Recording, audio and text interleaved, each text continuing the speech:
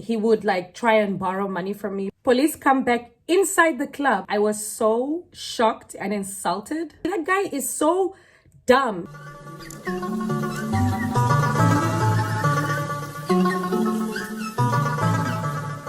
Hey guys.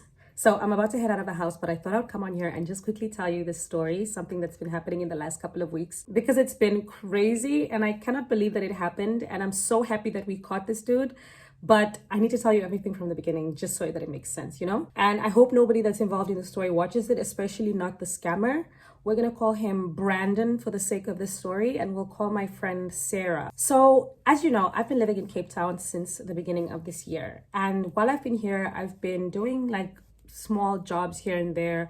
I've been modeling, I've been working in media. I also worked as like a camera assistant and a grip assistant on a short film. So I've been trying to really break into TV, film production, entertainment, that type of thing, right? So there's a guy that I know. He introduced my friend and I to another dude, Brandon, so that we could work for Brandon, because Brandon owns a media company. He does production, he does music videos, adverts, that type of thing, right? And we started working with this dude, and it was really, really nice in the beginning. He comes off as a very charismatic dude. He comes off as somebody that a lot of people flock to, a lot of people like. He's also very like show offy. He's always talking about like Rolexes that he owns or used to own, or like the BMW that he used to own. Like, he really talks a big game. He's always boasting, he's always showing off.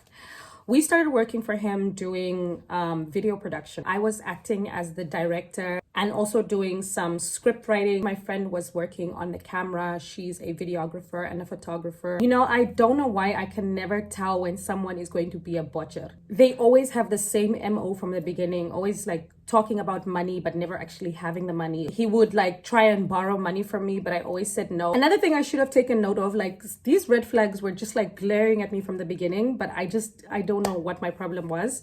The first time that I actually went to do a job for him, I was in an Uber. I got off at his studio, and then the Uber driver is like, "Oh, is that Brandon's studio?" And I was like, yeah, I have a meeting with him there now. I'm going to be doing some work with him. And the Uber driver is like, "Brandon owes me money. I did work for him and he never paid me my money." And I was just like, "Oh, okay, I'm sorry about that." Like, I didn't know what to say, because it was also like maybe only the third time that I had actually met Brandon. So I was just like, damn, okay. And that stuck in my mind, but it just didn't, like, it wasn't in the forefront really. Later on, he started borrowing like a lot of money from John, the other guy that was working with us as an editor. Like, he would borrow like 400 Rand or 200 Rand or 300 Rand and be like, "I'll pay you back." And it would sometimes take a while to pay back. As my employer, you shouldn't be borrowing money from me. Like, you're paying me to be here. And there's like such a power imbalance that I'm going to feel pressure to always help you out. And there's no guarantee that you're actually going to pay me back. And things went on. We continued working for him. We continued making videos and stuff. But the hours that we were working were like seriously crazy. The money he offered us was just not enough for the kind of work that he was trying to get out of us. He was trying to have us working 24/7, like staying at the studio till late, wanting us to come the next morning at 8 a.m. And we were just like, dude, like, I don't think you have the facilities to afford having us work the way you want us to work. But since we were like starting this new relationship with him, and he had like such a great vision for what his company could be and for like all the possibilities of what he wanted to do, like, I had a little bit of faith in him, I won't lie. Like, he really did come off as somebody that I could trust. If you go on his social media, he seems like someone that has connections, that knows people. So I thought that this would be a really good move for my career. But then after like the initial probation period, he pulled me aside to talk to me, to offer me like how much he would want to pay me per month to do the directing, the script writing, as well as additional like personal assistant services. When he told me how much he wanted to pay me, I was so shocked and insulted, because he offered me such little money. I just could not believe it, especially because I've been working in this industry for so long. Like, he thought that maybe I'm just like somebody that's new to this, that has never done anything like this before and won't know really what my worth is. But I did not express that, because as soon as I heard that amount that he wanted to pay me per month, I just kind of said yeah. And then I knew that this would be my last month, because I got the feeling that if I try to argue with him about this, or if I told him like that's too little, I'm not going to do it, I had the feeling that he was gonna not pay me or he was gonna disappear with my money. And I didn't want that because I had already been working for a couple of weeks. And I didn't want to jeopardize that and walk away with nothing. So I was like, let me just work another month and then I'm out of here. So I knew in my mind that I was just not gonna continue working with him because the red flags kind of started to pile up. He would say stuff like, you guys didn't bring me lunch. You guys don't even care about me. Why didn't you buy me lunch? And I would think to myself, like, you already know how little you're paying us. You're constantly telling us about Rolexes, Mercedes that you drive, the life that you live. You're always popping bottles in the club. Like, I'm not talking just like a regular club. I'm talking about these expensive ass clubs. He's always in the VIPs. He's always drinking expensive alcohol. And then you're telling me I should buy you a sandwich? That is absolutely absurd. When that month came to a close, a lot of people were unhappy, not just me. Like, a lot of people were expressing not wanting to work with him anymore. I got my first paycheck. I just sort of silently took a step back. I didn't really like quit, but I just sort of became unavailable. I was always busy. I was always like, oh, I don't know if I can make it. Oh, I don't know. I'm not home right now. I'll try and send it when I get home. But my friend Sarah was still kind of working with him, and she ended up leaving her camera at his studio, which is normal. We leave things there all the time because we can come and get them the next day. But then, like, let's say a week goes by, this guy just goes quiet, not answering anybody's calls. We don't know what's happened. Things seem to be fading. Like, the company seems to not actually be, I don't know. The dude just like went quiet with what was happening. Even the projects that we were in the middle of working on, like, they just never happened and he just went quiet. So Sarah's like, okay, guess we're not doing this anymore. I want to get my camera. Blue ticks, literally just ignoring. I start DMing him on IG like, hey, we want to get Sarah's camera. Can we come to the studio? Nothing. Dude is just ignoring us. But he keeps posting himself at the club. He keeps posting himself hosting events, having artists, taking pictures with celebrities or with like club people. And we keep DMing him like, Brandon, like all caps, like, hello, we want the camera, to a point where we were just like, what the hell is actually going on? So one day we decided, let's just pull up on the studio. Let's go see what's going on. Why is this guy avoiding us? Because there were times when he would literally like live at studio and he was there pretty much 24/7 a lot of the time. So it was like, let's just go pull up on the studio and see what's up. We get there. And at this point, it's maybe been like 2 months since we stopped working for him, or at least since I stopped working for him. It's been like maybe 2 months. We get to the studio, we're speaking to like other tenants, and they're like, Brandon hasn't been around for months. The studio has been locked. He has not walked in and out of this building at all for the last 2 months. And that's when we realized, like, it's serious. Like, oh, it's serious. Dude is literally underground right now. Whoever he's hiding from is bigger than just us. Like, it's not even just the camera that he needs to run away with, you know, at this point. So we're panicking, especially Sarah, because she's not from Cape Town and she was here for these months and she has to go back home. So she can't just leave without her camera. Like, what do you even mean? She needs it. So we speak to the landlord that's there, or like the manager at the studio. They're like, he hasn't been around, but we'll see if we can find him. And she's like, okay, but can I go in the studio and see if my camera is there? Like, you guys can maybe just unlock and then I can see if my camera is there. And they're like, we cannot do that. Because see, the landlord's been looking for him as well. The landlord also doesn't know where he is. And the landlord says, legally, they cannot open the studio for us. As much as he has like absconded with his rent money, they would be breaching the lease agreement if they just open the studio and let us inside to take things from there. Because also, how do we know it's really your camera, right? She's like, but I have the evidence. She has the serial number. She has pictures of herself with the camera. She has ways to prove that it is her camera. But the landlord is just not budging. I honestly think that the landlord wants to sell everything in the studio and just like keep all the money for themselves. So they're not really trying to lose the value of the camera as well. We had an idea of where Brandon lived, but we didn't know how that would help us. Like, as much as we can go and stand outside his building, like, how long could you possibly stand outside someone's building for before you give up? Do you know what I mean? Like, how sure are you that he will actually walk in and out of that building when we don't know like the apartment number? We only know the building where he lives. So she comes up with this idea. She's like, this dude is always posting his events on IG. Even though he's ignoring all our DMs, he still has the audacity to be posting that he's hosting events in Long Street, in Cape Town. And we're just like, okay, since he's so brazen with his disrespect, like, let's just pull up on him at the club.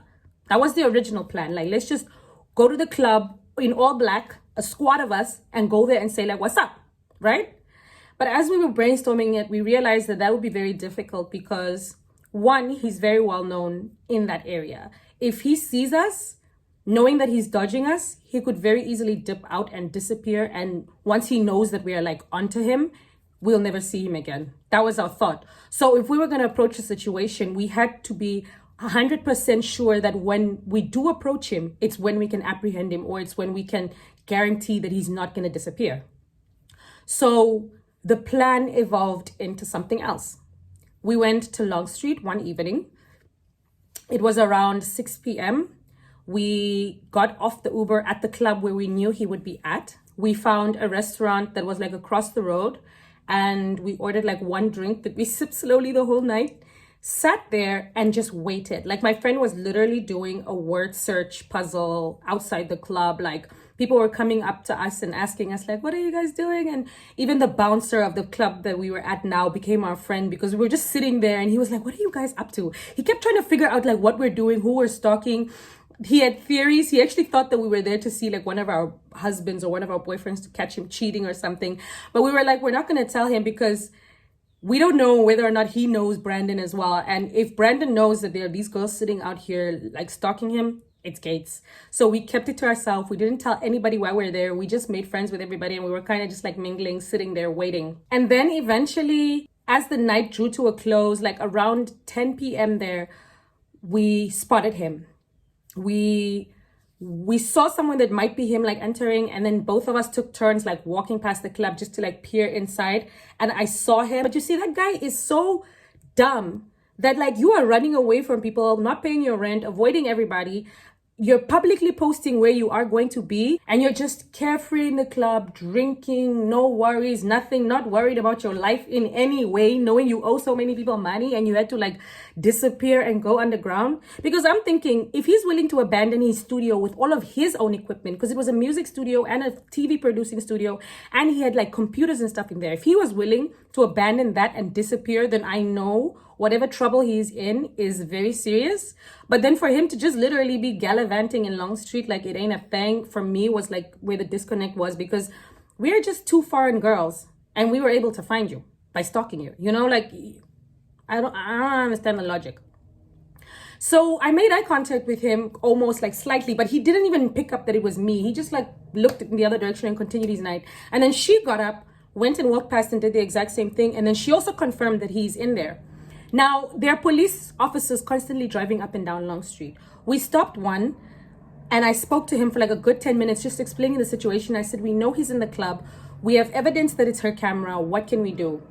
The police officer is like, you need a police report, and then you can take the police to the club. I go back to her, I tell her all this information, and she's like, I bet, let me go make a police report right now. But around then, it was like 11 at night.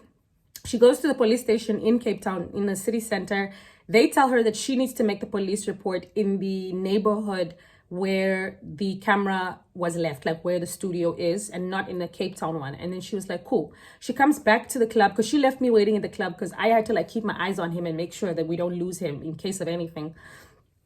And she came and she told me like she needs to make a police report in the other neighborhood. And then she decided that since it's already so late, she wouldn't be able to make it back in time, because it was already like nearing midnight maybe.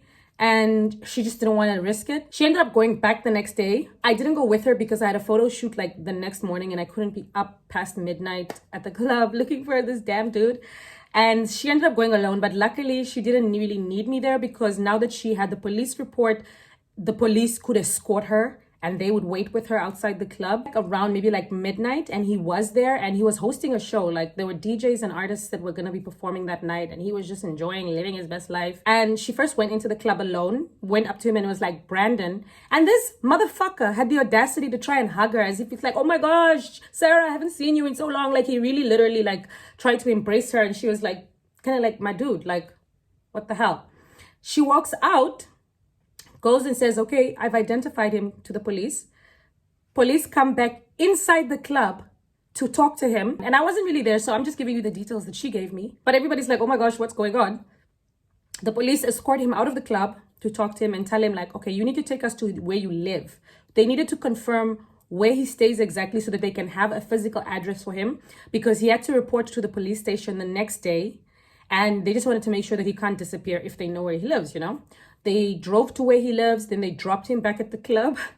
Imagine having to go and continue your night after being escorted by the police. Oh my gosh. Like, I wonder what he told people because he's clearly a liar and a scammer. So I wonder how he spun that story, you know? And the next day, he went to the police station. He signed some documents and he apparently, my friend says he was still trying to gaslight her, even trying to act like, oh, like, why are you doing all this just for a camera? Like, I could replace that camera. Like, I got so much money that I could. And I'm like, my dude, now is not the time for that. Okay, just give me the damn camera. Anyways, like, once all that was confirmed with the police, they went to the studio, made the landlord open it, but the landlord was still being very hesitant. I feel like they really wanted to just keep as much as possible that's in there because they're gonna sell that stuff.